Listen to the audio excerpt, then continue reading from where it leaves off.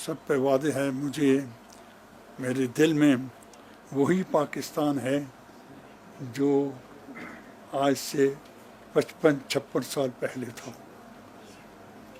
میں بار بار اپنے وہ سفیروں سے اور جو مسئولین آتے ہیں ان کو وہ کلمہ یاد دلاتا ہوں کہ جو ہم بچپن میں نعرہ لگایا کرتے تھے، وہ پاکستان کی قرار جو لاہور کے موچی دروازے کے سامنے پاس ہوئی تھی، ہم ایک نعرہ لگاتے تھے، ہاتھ میں خنجر دل میں قرآن، لے کے رہیں گے پاکستان، اور ہم لے کے رہے۔ وہ ابھی تک بچپن کا وہ نعرہ مجھے یاد ہے، اور مجھے پاکستان سے وہی محبت ہے جس محبت کا خداوند عالم نے رسول اسلام کے واسطہ سے ہمیں حکم فرمایا۔ حب الوطن من الایمان، وطن کی محبت ایمان کا جز ہے۔ جو اپنے وطن کو اچھی طرح محبت، اس سے جو محبت نہیں رکھتا اس کے ایمان میں گڑبڑ ہے۔ خصوصاً اب پاکستان دنیا کی مہم طاقتوں میں سے ایک طاقت ہے۔ ایران نعرہ لگا رہی کہ میرے پاس ایٹمی نہیں ہے، نہیں تمہارے پاس ہے، اس کو جکڑا ہوا ہے بھلے اقتصادی ناکہ بندی میں۔ اسرائیل باوجود اس کے بڑی طاقتیں اس کے پشت پناہ ہیں، وہ ابھی تک دعویٰ نہیں کر سکی کہ اس کے پاس ایٹم ہے۔ ہم نے پاکستان کے ہمارے پاس ایٹم ہے،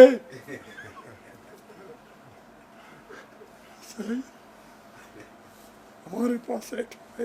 یہ ہماری پاکستان کی محبت اور پاکستان کی اہمیت کی نشانی ہے۔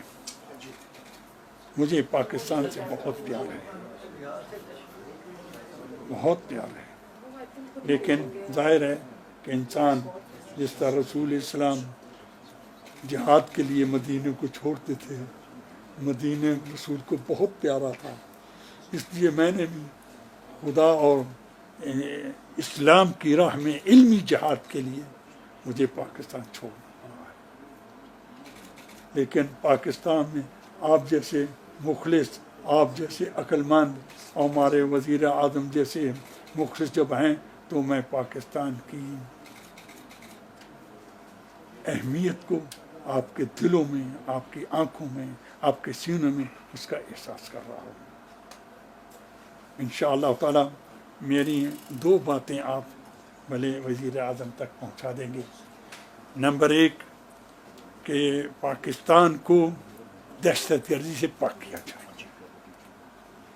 خوب پاک ہو گیا ہے، لیکن ابھی تک کہیں نہ کہیں گڑبڑ ہو جاتی ہے۔ چند ماہ پہلے کوئٹہ میں وہ غلط حرکت ہوئی تھی، اور میرا ایک بیان بھی شاید آپ کو پتہ ہوگا وہاں پڑھا گیا تھا۔ وہاں بھی میں نے حکومت کو یہ متوجہ کرنے کی کوشش کی تھی کہ ان دہشت گردوں کی جڑ کو پاکستان سے نکالا جائے، اس کو اہمیت دی جائے، اور وہ نعرے جو ایک دوسرے کو کافر، ایک دوسرے کو بدتر کہنے کے جو لگائے جاتے ہیں، ان زبانوں کو بند کیا جائے۔ پاکستان بھلے بر صغیر کا ایک مہم ملک ہے، اس میں مختلف عقیدے رکھنے والے موجود ہیں، اس میں بھلے شیعہ بھی ہیں، بریلوی بھی ہیں، وہابی بھی ہیں، حتیٰ دیوبندی بھی ہیں، عیسائی بھی ہیں، ہندو بھی ہیں۔ اس کا مطلب یہ نہیں ہے کہ ہم ایک دوسرے کو پیچھے لپٹ جائیں۔ پاکستان سب کا ملک ہے اور سب پاکستان کے جز ہیں، وہ انشاءاللہ تعالی یہ میرے پہلی بات آپ کو وزیر اعظم تک ضرور پہنچائی۔ اور دوسری بات جو میں چاہتا ہوں کہ وزیر اعظم تک پہنچے وہ یہ کہ پاکستان کی پبلک کی اہمیت کو سامنے رکھا جائے، بے روزگاری کو ختم کیا جائے، مہنگائی کو ختم کیا جائے، اور پاکستان کچھ میدان میں آگے آ چکا ہے، اس میں نئی نئی اکتشافات میں اس کو اور آگے نہ چاہیے۔ آپ کیونکہ یہ دوسرا پہلی اسی دوسرے مطلب کا یہ آپ سے متعلق ہے.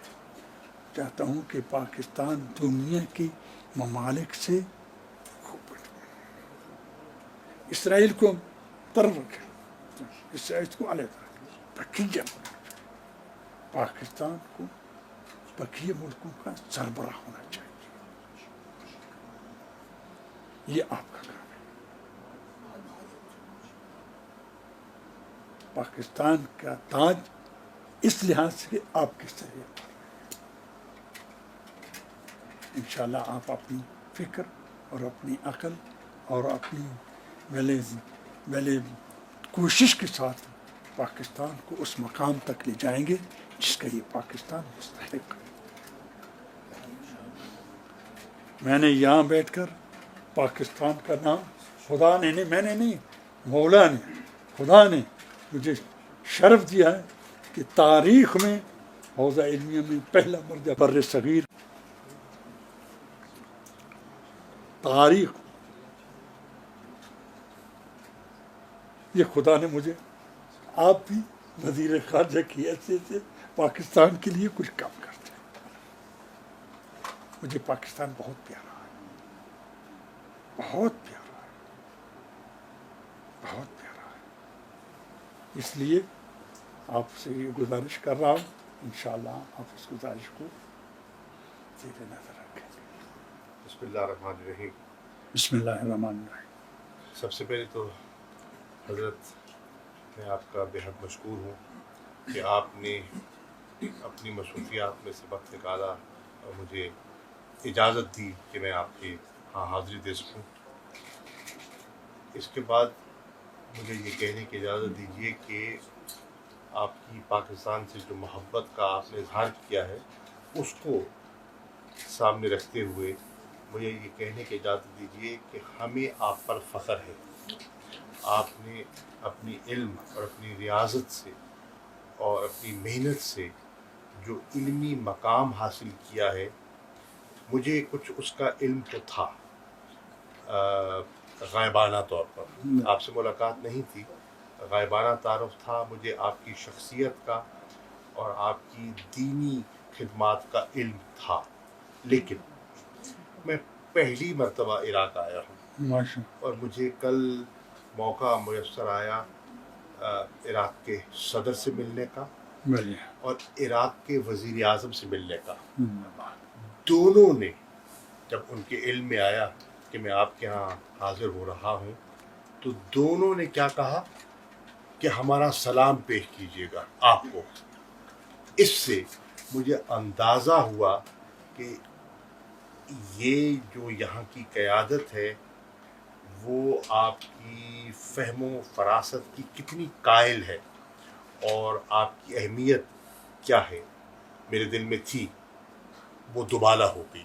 ایک تو بحثیت یہ خدا کی رحمت ہے، بے شک بے شک خدا کی بے شک خدا کی رحمت ہے. بحثیت پاکستان کے وزیر خارجہ کے مجھے یہ بے پناہ مسرت ہو رہی ہے کہ دیار غیر میں آپ نے جو مقام بنایا ہے اپنی علم سے اور اپنی عبادت سے، وہ ہمارے لیے بہت بڑا فخر ہے کہ آج اللہ کے فضل و کرم سے آپ کا وہ مقام ہے دنیا میں جو شاید بہت کم لوگوں کو نصیب ہوا ہے. اس مقام کے باوجود آپ نے جو اپنی یہ فقیری اور اپنی سادگی اپنائی ہے، یہ اپنی مثال آپ ہے. یہ ہے ایک جسے کہتے ہیں نا ایک مٹی ہوئی شخصیت کی عملی پہچان جو میں اپنی آنکھوں سے دیکھ رہا ہوں. آپ کو کسی چیز کی کمی نہیں ہے، لیکن آپ نے خود فیصلہ کیا ہے اس انداز میں زندگی بسر کرنے کا، رہنے کا. دو آپ کے پیغامات مجھے ملے اور میں عرض کرنا چاہوں گا. آپ نے فرمایا تھا کہ پاکستان کے زائرین کے لیے جو آتے ہیں کچھ کیا جائے. آپ کو یہ جان کر خوشی ہوگی کہ وزیر اعظم عمران خان صاحب کی سربراہی میں کابینہ نے اس پر غور کیا حج کے لیے عمرے کے لیے لوگ جاتے ہیں ہر سال، اس کے لیے پورا ایک نظام مرتب کیا گیا ہے، کیسے جانا ہے، ان کی تربیت کیسے ہونی ہے، ان کا رہائش کیسی ہوگی، لنگر کا بندوبست کیا ہوگا، ایک پورا نظام قائم کیا گیا ہے، اس کے رولز ہیں، ریگولیشنز ہیں. یہاں لاکھوں آتے ہیں، کوئی ایسا نظام نہ تھا. ہم نے اس کمی کو محسوس کرتے ہوئے ایک نئی زائرین مینجمنٹ پالیسی کا فیصلہ کیا ہے. زندہ باد، کابینہ نے اس کی منظوری دے دی ہے، زندہ باد. اور اس کی بنیاد پر انشاءاللہ اب ایک میری عراق کی حکومت سے اس پر تبادلہ خیال ہوا، وزارت داخلہ سے بھی، میرے وزیر خارجہ سے بھی گزارش کی، وزیر اعظم سے بھی، کہ ہم زائرین کی بہتری کے لیے کچھ اقدامات لینا چاہتے ہیں، لیکن ان اقدامات کو پایہ تکمیل تک پہنچانے کے لیے ہمیں آپ کی مدد درکار ہوگی. زندہ باد. اور نے مجھ سے وعدہ کیا بلے. کہ انشاءاللہ وہ کریں گے. چنانچہ ہماری خواہش ہے کہ یہاں ہم زائرین کے لیے ہمارا جو پاکستان ہاؤس کا ایک خواب تھا جو ادھورا ہے، بلے. اس کو مکمل کیا جائے. زندہ باد. ایک میڈیکل سینٹر قائم کیا جائے جس میں زائرین آ سکیں، رہ سکیں، مستفید ہو سکیں. آتے ہیں بہت بڑا طبقہ ان میں ایسا ہوتا ہے جو بڑا سفید پوش طبقہ ہوتا ہے، اور ان کے لیے آسانی پیدا ہو جائے. زندہ باد. میری خواہش ہے، کل میری کربلا کے گورنر سے ملاقات بھی ہوئی، زندہ باد. کہ یہاں ہماری اب اس وقت 2 لاکھ کے قریب لگ بھگ پاکستانی آتے ہیں. بلے. ہماری جو لوگوں کی تڑپ ہے بلے. اس کو سامنے رکھتے ہوئے اگر ویزا کی آسانی پیدا ہو جائے تو تعداد بہت بڑھ سکتی ہے. بہت بڑھ سکتے ہیں. مجھ سے انہوں نے وعدہ کیا ہے کہ انشاءاللہ ویزوں کی جو کمی تھی اور جو دقت تھی اس کو آسان کر دیں گے، زندہ باد. ویزے عام کر دیں گے، اور زندہ باد. انشاءاللہ آپ دیکھیں گے پاکستانیوں کی یہاں ایک بہار ہوگی جو انشاءاللہ. زیارات کے لیے آئیں گے اور انشاءاللہ. اپنے عقائد کے مطابق یہاں حاضری دیں گے. تو انشاءاللہ. انشاءاللہ یہ ایک پیش رفت ہے. میری خواہش ہے کہ یہاں ہم ایک اپنا کاؤنسلیٹ بھی قائم کریں. ہمارا کاؤنسلیٹ کیونکہ بہت بڑی، مجھے لگتا ہے کہ آنے والے دنوں میں انٹرنیشنل ایئرپورٹ بن رہا ہے کربلا میں، تو اس سے بھی آسانیاں پیدا ہو جائیں گی زائرین کے لیے. تو ہمیں ایک کانسلیٹ کی ضرورت ہے. میں انشاءاللہ وزیر اعظم سے، کابینہ سے، دفتر خارجہ میں اس کو لے کر جاؤں گا کہ اس سہولت کو بھی ہم کیسے بہتر کر سکتے ہیں. تو یہ انشاءاللہ جو آپ کا حکم تھا اس کی تعمیل ہوگی.